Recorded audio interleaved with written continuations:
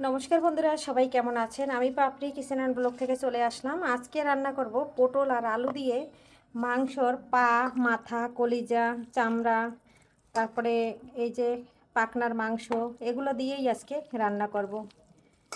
আর আপনাদের মাঝে আজকে এই রান্নাটা আমি প্রথম শেয়ার করব। যেহেতু এখানে আমি পটল দিচ্ছি, পটল দিয়ে আমি কখনো মাংস রান্না করি নাই। এখানে আলুটা যেভাবে কেটেছি পটলটাও সেভাবে কেটে নিয়েছি। এখন আলু পটলটা ভেজে নেব। মাংস রান্না করার জন্য এখানে আদা, পেঁয়াজ, রসুন, কাঁচামরিচ সব পেস্ট করে নিয়েছি একত্রে। এখানে এখন আলুটা দিয়ে দিচ্ছি। আলুটা দিয়ে তারপরে একটু হলুদ আর একটু লবণ দিয়ে দেব। প্রথমে আলুটা ভেজে নিয়ে তারপরে ওর ভিতরে পটলটা দিয়ে দেব। আলু আমার ছেলে খুব ভালো খায়। লবণটা দিয়ে দিচ্ছি, এখানে হলুদ দিয়ে দিচ্ছি, একটু নেড়ে চেড়ে মিশিয়ে দিচ্ছি। আলুটা খুব সুন্দর করে ভেজে নেব। বন্ধুরা, আলুটা ভালো করে ভেজে নিচ্ছি। আর ভিডিওটা বেশি বড় করব না, এখন দেখাচ্ছি। আর একটু ভেজে নিয়ে যখন তুলে নেব তখন দেখাবো। আর পটল কিন্তু একটা পটল আমার পাকা পাকা হয়েছে, এই যে। আরগুলো কিন্তু ভালো আছে। এই যে একটা পটল বড় ছিল, 3 টুকরা করেছি, এই 3 টুকরাই আমার পাকা পাকা হয়েছে। বন্ধুরা, আলুটা ভাজা হয়ে গেছে, এখন তুলে নিচ্ছি। আলুটা ভাজতে আমার 5 মিনিট সময় লাগছে। সম্পূর্ণ রান্নাটাই আমি এই তেলে করবো। পটলটা এখন দিয়ে দিচ্ছি। পটলটা দিয়ে এখানে লবণটা দিব না, শুধু একটু হলুদ দিয়ে একটু কালার করে ভেজে নেব। আর আমার ইন্ডিয়ান বন্ধুদের দেখি পটলের এক সাইড খোলা ফেলে আর এক সাইড খোলা ফেলে না, কিন্তু আমি উপর থেকে শুধু আটকিয়ে নিয়েছি। এবং তাতে পটলটা শক্ত শক্ত থাকবে। আর সবুজ অংশটা খাওয়া কিন্তু আমাদের জন্য খুবই ভালো, কারণ এতে আছে প্রচুর ভিটামিন। সামান্য একটু হলুদ দিয়ে দিচ্ছি। আর মাংসটা কিন্তু ভাজবো না, মাখবো না, মশলাটা কষিয়ে সুন্দর করে কষিয়ে তারপরে রান্না করব। পটলটা ভেজে উঠিয়ে তার পরবর্তী স্টেপে চলে আসছি বন্ধুরা। আর তখন পটলটা যতক্ষণ ভাজা না হচ্ছে ততক্ষণ আপনারা সঙ্গে থাকুন। এটাও আমি 5 মিনিটের মতো খুব সুন্দর করে আলুর মতো একদম ভেজে নেব। আর আলুটা দেখুন কতটা সুন্দর হয়েছে ভাজা, এটাতে দেখে বুঝতে পারছেন। পটলটাও অনবরত নেড়ে চেড়ে ভেজে নেব, তবে পটল থেকে একটু জল বের হয়, এর জন্য জালটা আমি হাই হিটে রেখেছি। আপনারাও হাই হিটে দিয়ে মানে ভেজে নেবেন।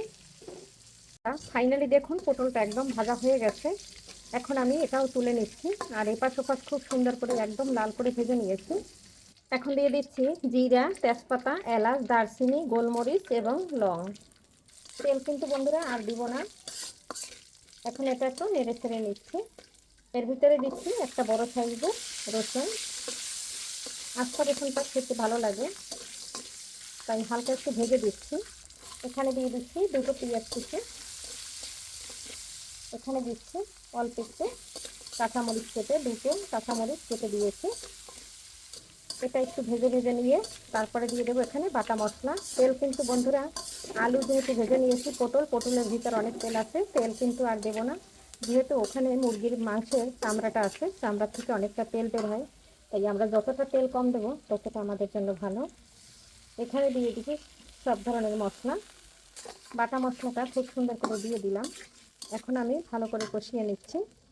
এখানে আমি মশলাটা এখন নিয়ে নিচ্ছি পরিমাণ মতো। কাঁচামরিচ বাটা দিয়েছি, যেহেতু আস্তা দিয়েছি তাই 1 চামচ দিলাম।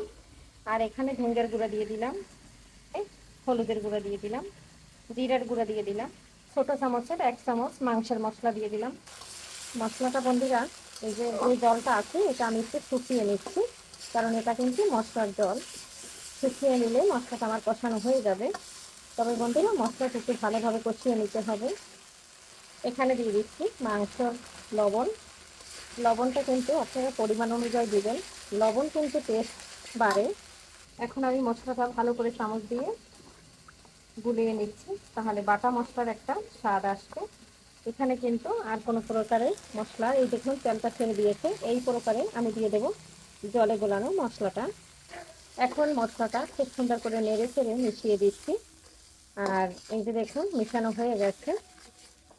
এই পর্যায়ে আমি দিয়ে দিচ্ছি মাংসটা। বন্ধুরা, এই পর্যায়ে কেন দিলাম, একসাথে মশলা মাংস সব কষানো হয়ে যাবে, আমার গ্যাস একটু সাশ্রয় হবে। যেহেতু আমি এলপি গ্যাসে রান্না করি, নেড়ে চেড়ে খুব সুন্দর করে মিশিয়ে দিলাম সব কিছু। আর এই আলুগুলো ছেলে খাবে এবং এই পাউটাও ছেলে খেতে চায় না, এটা আমি আর আমার হাজব্যান্ড খাবো। সম্পূর্ণ মশলাটা দিয়ে নেড়ে চেড়ে খুব সুন্দর করে মিশিয়ে দিলাম। এখন ঢাকনা দিয়ে ঢেকে দেবো।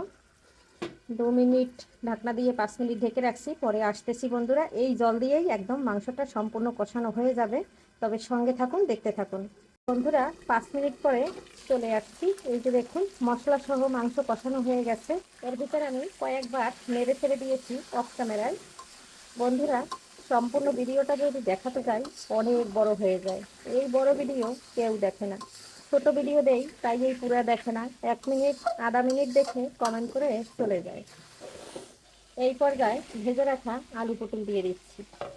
আলু পটলটা দিয়ে এখন খুব সুন্দর করে এই মশলার ভিতর কষিয়ে নিয়ে অল্প মাখা মাখা রান্না করব, তাই অল্প জল দিয়ে দেবো।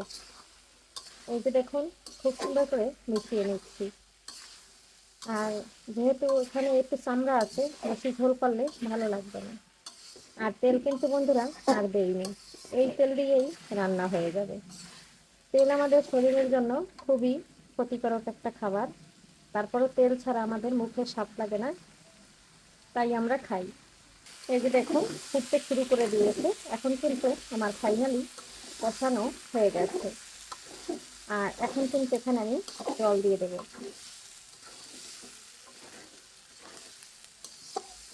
একদম নেড়ে চেড়ে খুব সুন্দর করে কষিয়ে নিলাম, এখানে কোনোভাবে জলটা নেই। এই যে দেখুন তেলটা কিন্তু ছাড়তে শুরু করেছে। এখন আমি এখানে জল দিয়ে দিচ্ছি।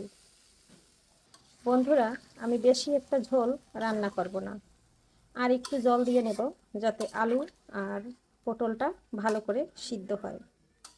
তারপরে আমি ঢাকনা দিয়ে রান্না করে নেব আবারও 5 মিনিট। আর একটু জল দিয়ে দিচ্ছি।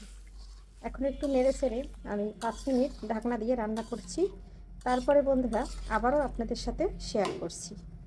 ঢাকনা দিয়ে ঢেকে দিচ্ছি। বন্ধুরা 5 মিনিট পরে চলে আসলাম। এখন একটু নেড়ে ছেড়ে দিচ্ছি, এত সময় কিন্তু নেড়ে দেই নাই, তার কারণ আজকে আমি কারেন্ট ছিল না, গরম জল করতে পারিনি, ঠান্ডা জল দিয়েছিলাম, তাই তাড়াতাড়ি ফুটানোর জন্য আমি ঢাকনা দিয়ে ঢেকে দিয়েছিলাম। আর এদিকে এখন আলুটা এই যে দেখুন সম্পূর্ণ সিদ্ধ হয়ে গেছে। আর পটলটা তো আগেই সিদ্ধ হয়ে যাবে, তার কারণ এই যে পটলটাও সিদ্ধ হয়ে গেছে। আর 5 মিনিট পরে একটু গরম মশলার গুঁড়া দিয়ে নামিয়ে নেব, তাহলে আমার রান্নাটা কিন্তু হয়ে যাবে। তবে এখন আর ঢাকবো না, সম্পূর্ণ সিদ্ধ হয়ে গেছে, তাহলে আলুগুলো গলে যাবে, খেতে ভালো লাগবে না। সবাই সঙ্গে থাকুন, সাথে থাকুন আর দেখতে থাকুন। গরম মশলার গুঁড়োটা দিয়ে দিই বন্ধুরা। একদম ফাইনালি কিন্তু মাংসটা রান্না হয়ে গেছে। গরম মশলার গুঁড়োটা দিয়ে একটু নেড়ে চেড়ে আমি 1 মিনিটের জন্য ঢাকনা দিয়ে ঢেকে রাখবো। 1 মিনিটের জন্য ঢাকনা দিয়ে ঢেকে রাখছি বন্ধুরা। এই যে নাড়াচাড়া দিয়ে দিলাম, এখন আমার নামিয়ে নেওয়ার পালা। বন্ধুরা, এই যে মাংসটা নামিয়ে নিচ্ছি, দেখুন একদম মাখো মাখো হয়েছে। বন্ধুরা, এই যে দেখুন একদম রান্না করে নিয়েছি, রান্নাটা ফাইনালি হয়ে গেছে, একদম নামিয়ে নিয়েছি। কেমন লাগলো আমার পটল আলু দিয়ে মাংসের অবশিষ্ট অংশগুলো রান্না, অবশ্যই জানাতে ভুলবেন না। সবাই ভালো থাকেন, সুস্থ থাকেন। আজকের মতো বিদায় নিচ্ছি, সবাইকে জানাচ্ছি বাই বাই।